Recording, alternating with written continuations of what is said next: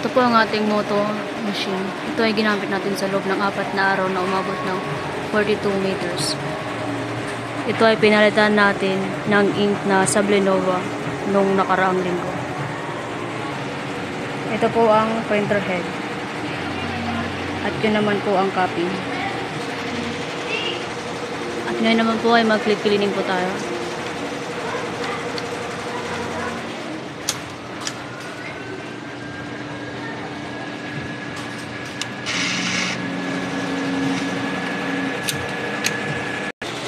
Ngayon po magna-nozzle check po tayo.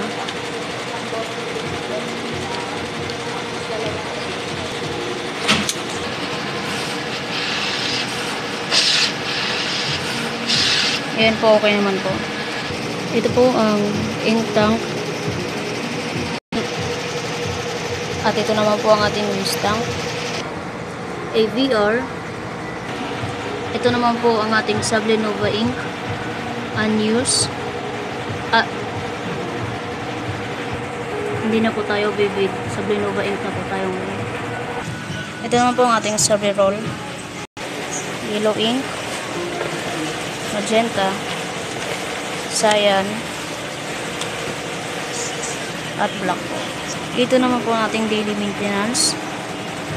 4 na araw lang po yung pasok ko kasi nag-leave po ako. At ito naman po ang ating consumption sa loob ng 4 na araw.